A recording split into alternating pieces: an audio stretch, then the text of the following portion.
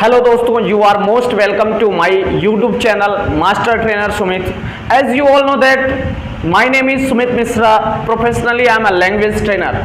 So today I am going to talk about how to speak English fluently, frankly and openly. सबसे बड़ी बात होती है कि आप आत्मविश्वास के साथ अंग्रेजी कैसे बोलें। बहुत से बच्चे, बहुत से लोग मुझसे जब भी मिले अक्सर ये क्वेश्चन उनका रहा, अक्सर ये कई लोगों का ये क्वेश्चन रहा कि यार अंग्रेजी समझ तो लेते हैं मगर बोल नहीं पाते। तो आज उसी पे बात करते हैं।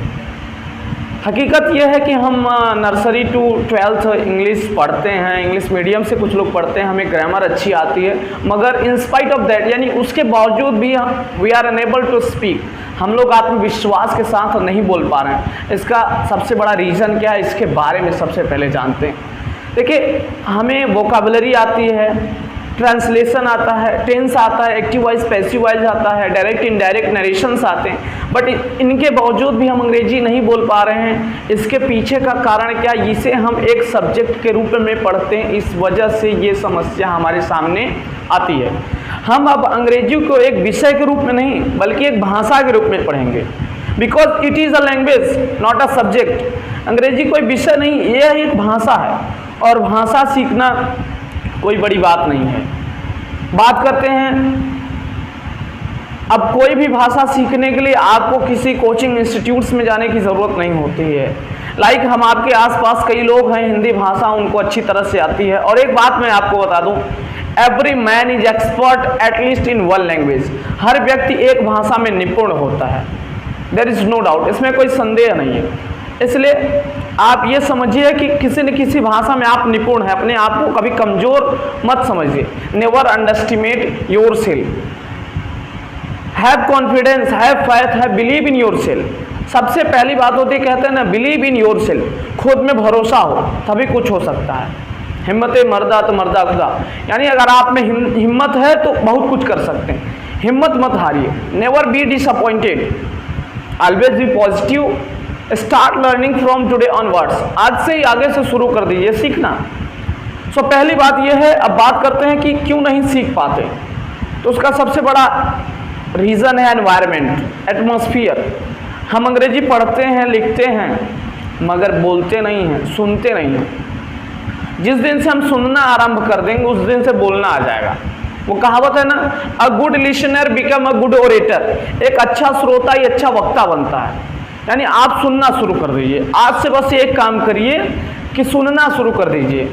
वॉच इंग्लिश वीडियोस, अंग्रेजी की जो वीडियोस है, जो टीचर्स हैं या जो नेटिव स्पीकर्स हैं उनको सुनिए। शुरू में आप अपने यहाँ भारतीय अंग्रेजी के जो बोलने वाले हैं उनको सुनिए।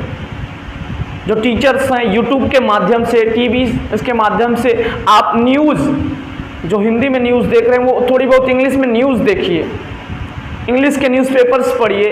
और class 5th, 6th and 7th, 8th जो इजी लैंग्वेज में जो भाषा में लिखी गई किताबें हैं, stories, read at least 1 story per day. एक दिन में एक स्टोरी जरूर पढ़ें और उसका हिंदी अनुवाद करें अपने आप से ही।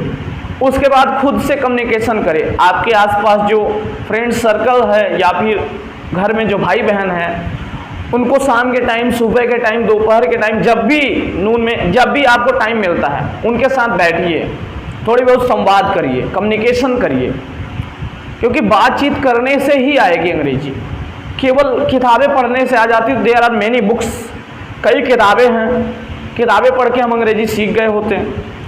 बात करते किताबों से कुछ नहीं होता, किताबों में मैटर होता है, पढ़ना पड़ता है हमें। और it is a practical subject, यह एक प्रैक्टिकल का विषय अंग्रेजी, इसका अभ्यास किया जाना चाहिए। जितना अधिक अभ्यास करेंगे उतनी जल्दी और उतनी आसानी से सीखेंगे। सो आज से बस एक काम करिएगा, इंग्लिश में यूट्यूब पे वीडियोस थोड़ा देखिए, जो जिनकी भाषा, जिस टीचर्स की और जिस स्पीकर की भाषा आपको समझ में आ रही है उसी की देखिए। ये नहीं हाई फाई टीचर्स का देखने लगे, जो नेटिव स्पीकर्स हैं उनका देखने लगे, उनका आपको अभी पूरी तरह से नहीं समझ में आएगा। तो जो छोटे स्पीकर हैं, जिनकी लैंग्वेज सही है, इजी वे में थोड़ा स्मूथली, स्लोली बोलते हैं, उनको सुनिए, उनको समझने का प्रयास करिए। उसके बाद फिर आप भी बोलने का प्रयास करें। उनको सुनने के बाद in the same way you practice. मैं क्या करता था, मैं उनको सुनता था, फिर मेरे जो टीचर्स पढ़ाते थे उनको सुनता था, उसको शाम को आकर के मैं अपने आप सिस्टम, एक मोनोलॉग सिस्टम होता है, मोनोलॉग मतलब आत्मवार्ता, स्वयं से बातचीत, मैं स्वयं से बातचीत करता था, यानी अपने टेरिस पे छत पे जाता था या जहाँ कहीं भी एकांत में जाता था, क्योंकि उस समय हेजिटेशंस आम बात है, हिचकिचाहट है, शर्माते हैं बोलने में पहली बार, तो मैं अपने आप से बात करता था। तो मेरे जो और भी लोग जो देखते थे, घर के फैमिली मेम्बर्स, वो कहते थे ये यार कहाँ किससे बात कर रहा है। तो मैं उनको बताया कि मैं मोनोलॉग सिस्टम से अपनी प्रैक्टिस कर रहा हूँ, अपने आप से बातें करके, अपने लेक्चर्स, स्पीच जो मुझे सेमिनार्स में बोलने रहते थे तो उनकी प्रैक्टिस करता था, खुद से बोलता था, मैं खुद का इंट्रोडक्शन देता, hi I am Sumit Mishra, professionally I am a student. So ये सब चीज़ें मैं बताता था। अपने आप से प्रैक्टिस करने के बाद फिर नेक्स्ट डे या उसके कई दिनों बाद जब सेमिनार्स रहते थे, सेमिनार्स में जा करके अपने आप को रिप्रेजेंट करता था। इस तरीके से आप भी स्टार्ट कर दीजिए। पहला काम करिए, अपने आसपास जो भाई बहन या जो भी बच्चे हैं आपके आसपास, उनको 10 मिनट 20 मिनट के लिए इकट्ठा करिए, उनसे अंग्रेजी में संवाद करिए, बातचीत करिए, उनको भी सीखने का अवसर मिलेगा, आपको भी सीखने का अवसर मिलेगा। फिर उसके बाद आप थोड़े बहुत जो यूट्यूब का माध्यम है उसके माध्यम से देखिए। और तीसरा, आप शॉर्ट स्टोरीज पढ़िए, चाहे न्यूज़पेपर के माध्यम से या फिर किसी छोटी मोटी बुक्स को खरीद लीजिए, बहुत सारी बुक्स हैं। और पर डे 2-4-10 वाक्य हिंदी के राइटिंग करिए। और जहाँ डिफिकल्टीज होती है आप कमेंट में बताइए, मैं उसे ट्रांसलेट करके बताऊंगा। जो भी समस्या आती है आप कमेंट में बताइए, मैं आपकी I am always ready to help you.